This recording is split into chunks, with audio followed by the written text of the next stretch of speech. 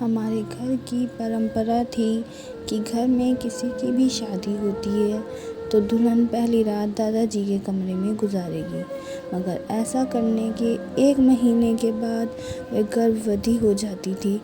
जब मेरी शादी हुई तो मैंने इस रिवाज को नहीं माना और अपनी दुल्हन को दादाजी के पास नहीं जाने दिया। लेकिन 2 साल हो गए और मेरी पत्नी का कोई बच्चा नहीं हुआ। मजबूरन एक दिन मैंने अपनी पत्नी को दादाजी के कमरे में भेजा और ख़ुद कमरे में छुप गया। फिर मैंने कुछ ऐसा देखा कि मेरे रोंगटे खड़े हो गए। बुजुर्ग किसी भी ख़ानदान के लिए अहम होते हैं, लेकिन जब बुजुर्ग ही गलत रास्ते पर चल निकले तो फिर उस ख़ानदान का क्या हाल होगा। मेरे दादाजी मेरे लिए एक आइडियल इंसान थे, लेकिन जब तक मैं उनकी सच्चाई नहीं जानता था वह इस हद तक गिरे होंगे मुझे मालूम नहीं था। हमारा ख़ानदान तो दूसरों की बहन बेटियों की इज्जत करने के लिए जाना जाता था, लेकिन घर की औरतों के साथ ऐसा व्यवहार किया जाएगा ये मुझे मालूम नहीं था। मुझे लगता था कि मैं यह रोक लूँगा, लेकिन मैं भी मजबूर हो गया। हम एक पढ़े लिखे अच्छे ख़ानदान से थे। हमारी जॉइंट फैमिली थी, इसलिए हम सब एक ही घर में रहते थे और कभी भी हमारे घर में किसी बात को लेकर झगड़ा नहीं हुआ था। घर के मालिक मेरे दादाजी थे।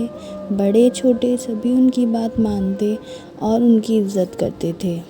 वो भी सबसे बहुत प्यार करते थे और कभी किसी को डांटा नहीं करते थे।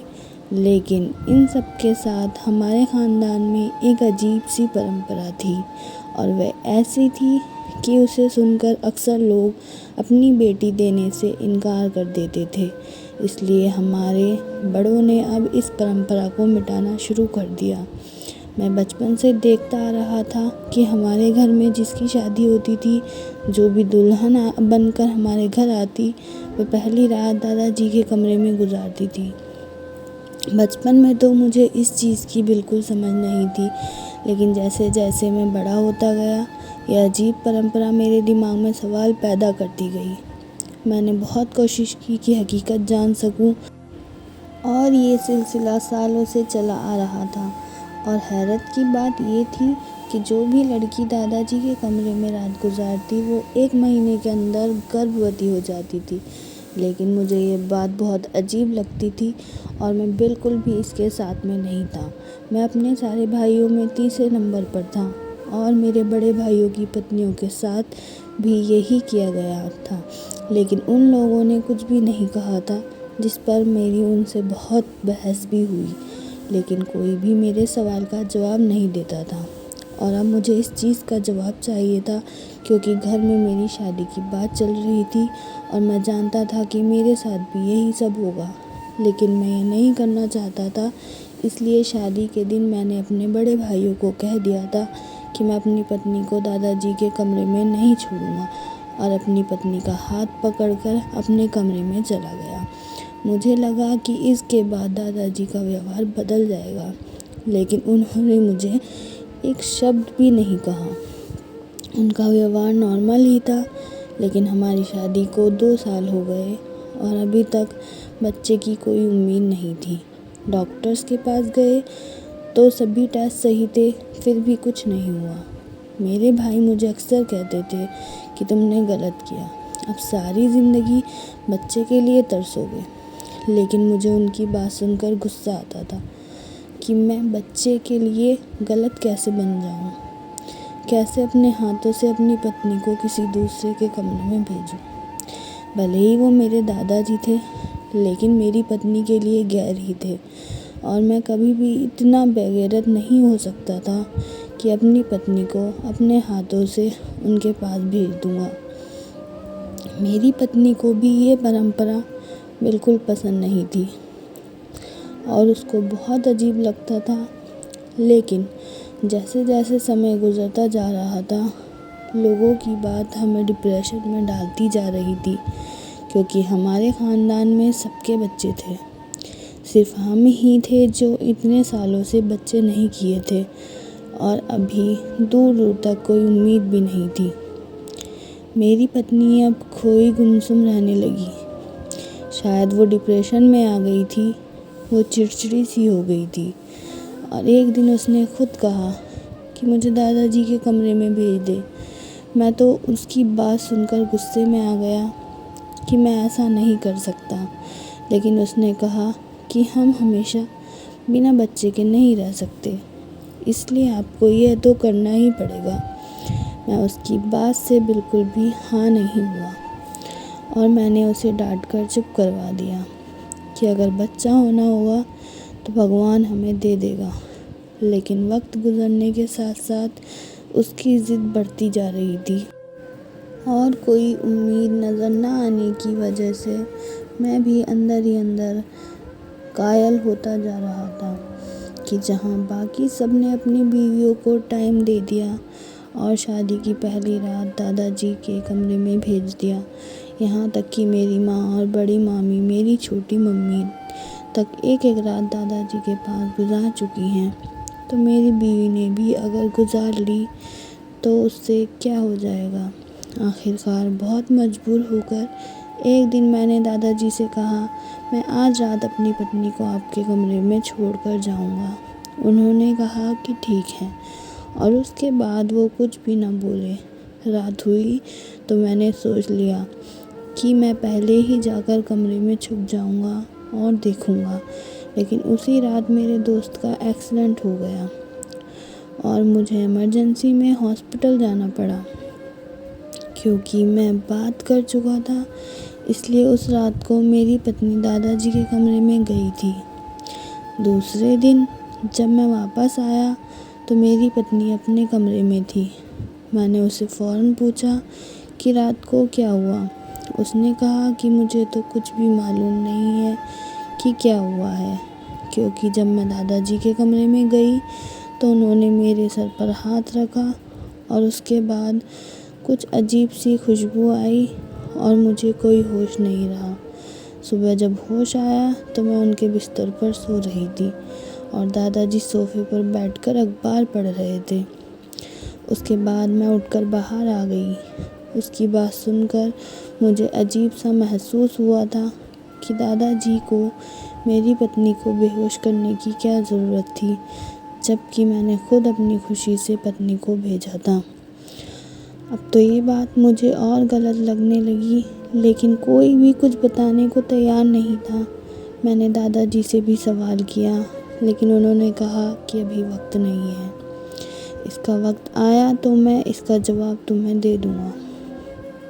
लेकिन अपनी पत्नी को खुश देखकर मैं भी चुप हो गया। फिर सच में 1 माह बाद मेरी पत्नी भी गर्भवती हो गई। अब तो मुझे अजीब सा महसूस होने लगा कि ये बच्चा मेरा है भी या नहीं, लेकिन मेरी पत्नी इस बच्चे को पाकर बहुत खुश थी और उसको खुश देखकर मैं भी खुश होने लगा था। लेकिन दिल के अंदर शक खत्म नहीं हो रहा था। अपनी पत्नी के सामने ये जाहिर नहीं होने दिया था, क्योंकि इससे उसकी खुशी खराब हो सकती थी। मैंने सोच लिया कि मैं बच्चे के पैदा होने के बाद उसका DNA टेस्ट करवाऊंगा, फिर उसकी रिपोर्ट के साथ दादाजी से सवाल करूंगा। वो वक्त मेरे लिए बहुत ही मुश्किल था, क्योंकि जब भी मैं अपने बच्चे की खुशी महसूस करके खुश होने लगता था तो वो एक रात मेरे दिमाग में आ जाता और मैं ना ठीक तरह से खुश हो पाता और ना परेशान। किसी तरह वो वक्त ख़त्म हुआ और मुझे भगवान ने चाँद जैसा बेटा दिया। ये खुशी इतने सालों के बाद मिली थी, इसलिए बहुत ज़्यादा खुश थे और सबसे ज़्यादा शायद मेरे दादाजी खुश थे, क्योंकि अपने पूरे बच्चों में उन्हें सबसे ज़्यादा मुझसे प्यार था और मेरे बच्चे की खुशी शायद उन्हें सबसे ज़्यादा थी। मेरी आंखों में शक की पट्टी बंधी हुई थी और मैं उनकी खुशी को भी शक की निगाहों से देख रहा था। जब हमारा सारा ख़ानदान खुशियाँ मनाकर चले गए तो एक दिन मैंने चुपके से बच्चे को उठाया और निकल गया। मेरी पत्नी ने पूछा कि कहाँ जा रहे हैं, तो मैंने कहा बाहर से घूम कर आता हूँ, और बच्चे को हॉस्पिटल ले गया और जाकर अपने और बच्चे का डीएनए टेस्ट करवाया। मेरे दिमाग में कहीं ना कहीं ये बात ज़रूर थी कि ये बच्चा मेरा नहीं है, और बस यही चीज़ मुझे दिल से खुशी नहीं दे रही थी और मुझे टेस्ट करवाना पड़ा, जिसकी रिपोर्ट 3 दिन बाद आनी थी। वो 3 दिन मैंने कैसे गुजारे वो मुझे ही मालूम है। जिस दिन रिपोर्ट मिलने वाली थी उस दिन सुबह से ही मेरे दिल का बुरा हाल हो रहा था। बार बार एक सवाल मेरे दिमाग में आ रहा था कि अगर ये बच्चा मेरा ना हुआ तो मैं किस मुंह से इसको अपना बच्चा कबूल करूँगा और दादाजी से क्या सवाल करूँगा, जबकि मैं खुद अपनी पत्नी को उनके कमरे में छोड़ आया था। मैं रिपोर्ट लेने गया तो रिपोर्ट पकड़ते हुए मेरा बीपी हाई हो गया। शायद बहुत ज़्यादा टेंशन लेने की वजह से मैं हॉस्पिटल में था, इसलिए फ़ौरन मुझे इमरजेंसी में ले जाया गया। डॉक्टर्स मेरे घर बताना चाहते थे, लेकिन मैंने मना कर दिया था कि अगर वो सब यहाँ आए तो टेस्ट का राज भी खुल जाएगा। मैं रिपोर्ट लेकर घर आ गया। मुझमें हिम्मत नहीं थी कि मैं वो खोल कर देखूं कि उसमें क्या है। टेस्ट तो मैंने करवा लिया था, लेकिन अब खोल कर देखने की हिम्मत नहीं हो रही थी। बाकी सब की तरह जो है जैसा है उसकी बुनियाद पर फैसला क्यों नहीं कर लिया, मैंने क्यों इस सारे चक्कर में पड़ा। लेकिन कहते ही ना कि किसी किसी का दिमाग बहुत दूर तक जाता है, और शायद मेरे साथ भी यही हुआ था।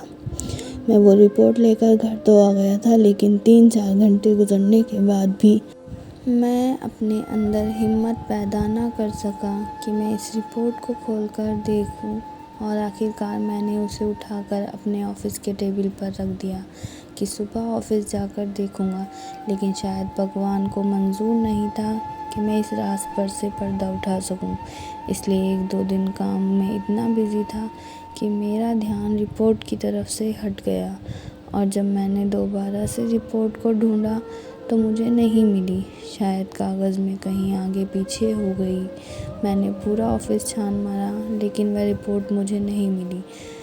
मुझे समझ आ गया भगवान भी नहीं चाहते कि मैं इस राज से पर्दा उठा दूं, इसलिए मैंने जो है जैसा है की बुनियाद पर अपने बच्चे को कबूल कर लिया।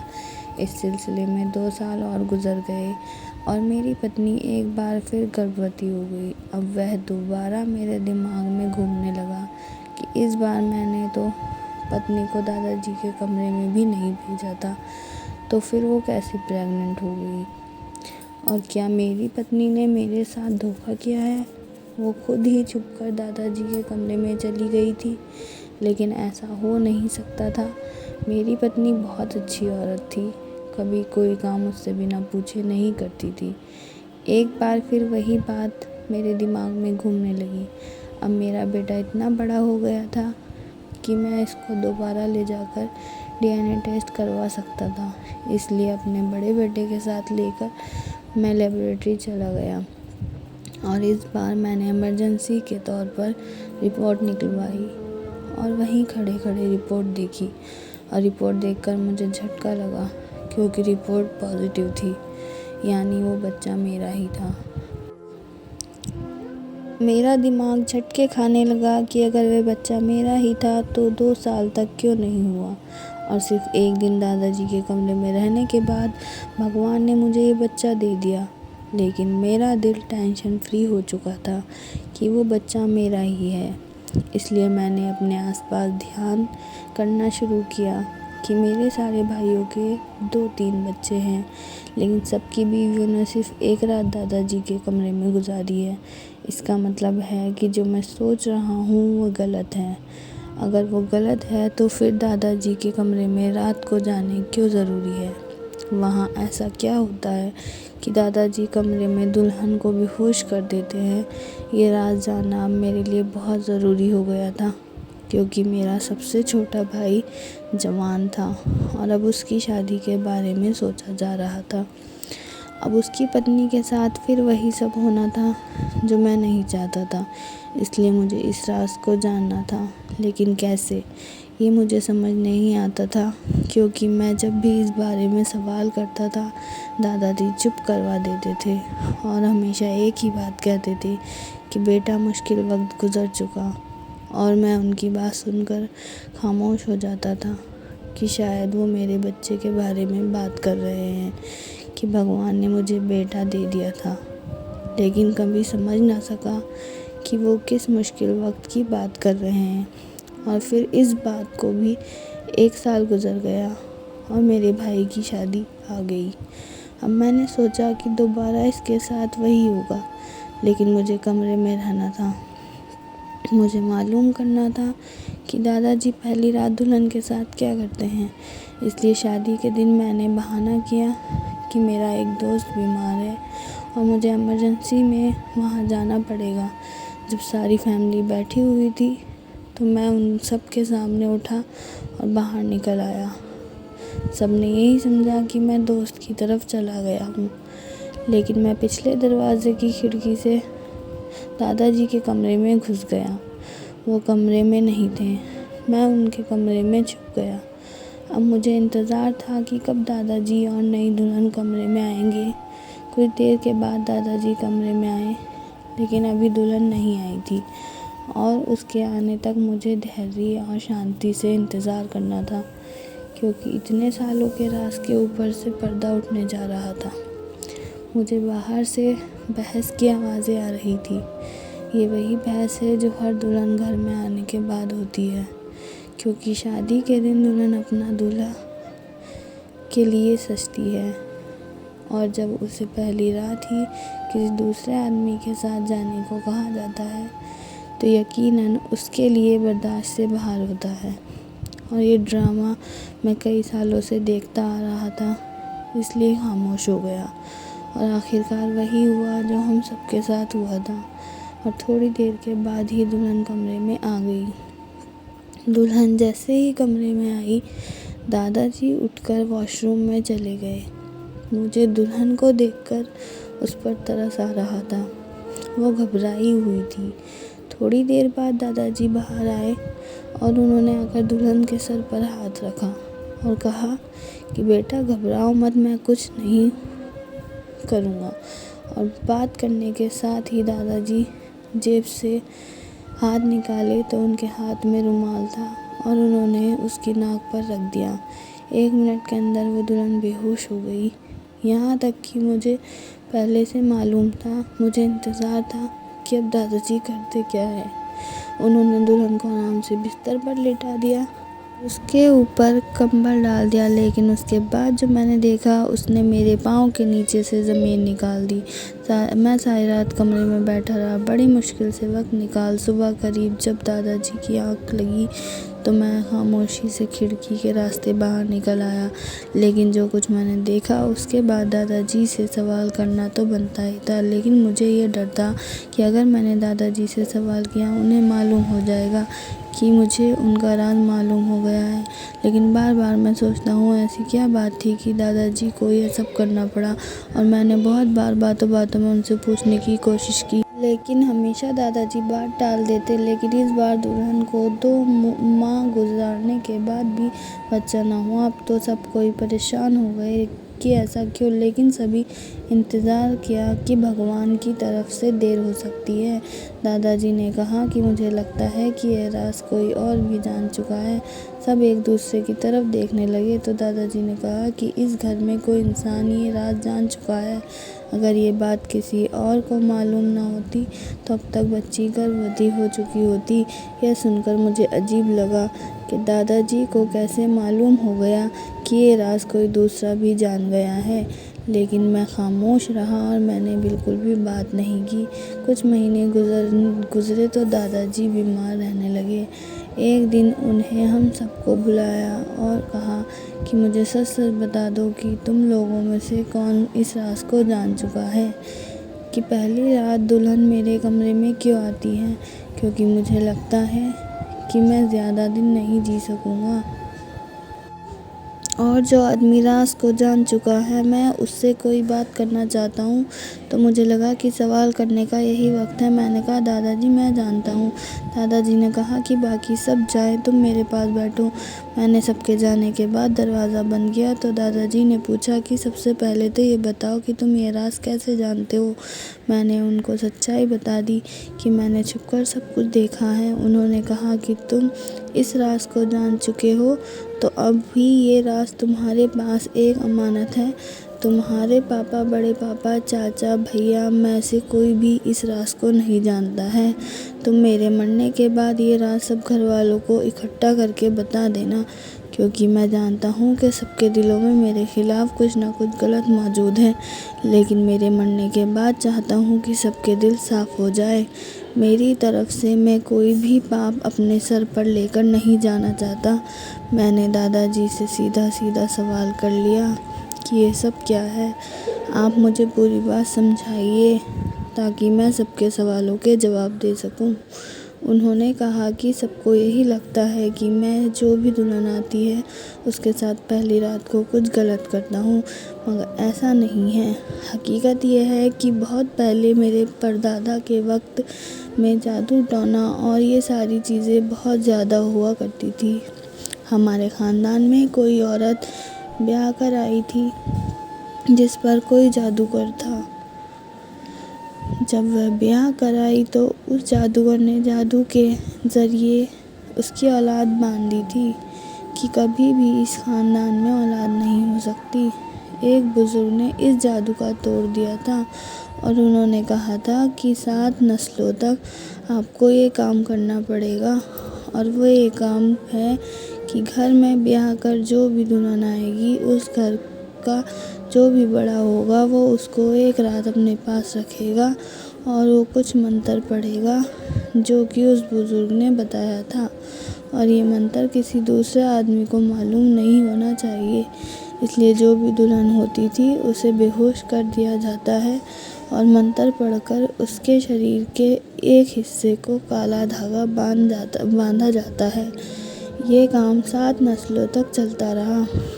मुझसे पहले मेरे दादाजी और इससे पहले उनके दादाजी ये सब किया करते थे, लेकिन अब तुम लोग 7वीं नस्ल हो, तुम लोगों के बाद ये काम नहीं करना पड़ेगा। तुमने अपनी पत्नी पर यह काम नहीं करवाया था, इसलिए जादू का असर वहाँ पर था और तुम्हारा बच्चा नहीं हो रहा था। मैंने तुम्हारी पत्नी के साथ भी यही किया था और इसलिए तुम लोगों का बच्चा है। ये राज कोई भी नहीं जानता है। मैंने आज तक अपनी किसी दुल्हन को हाथ तक नहीं लगाया। वो मेरे घर की इज्जत है। मेरे मरने के बाद मेरा ये सच सबको बता देना कि सबके दिल के शक खत्म हो जाए। मैं दादाजी की बात सुनकर खामोश रह गया और मैंने दादाजी से वादा किया कि उनका राज उनके मरने तक राज ही रहेगा। और दादाजी के मरने के बाद अगले ही दिन मैंने सबको एक साथ करके वो राज बता दिया, और जिसके दिल में जो शक थे उन सब का शक खत्म हो गए। दादाजी के कमरे से सारी जड़ी बूटी निकाल कर बहते हुए पानी में बहा दी। इस तरह 7 नस्ल पे होने वाले एक जादू से हम सबकी जान छूट गई। धन्यवाद। अगर मेरी कहानी आपको पसंद आई हो तो वीडियो को लाइक, सब्सक्राइब करें।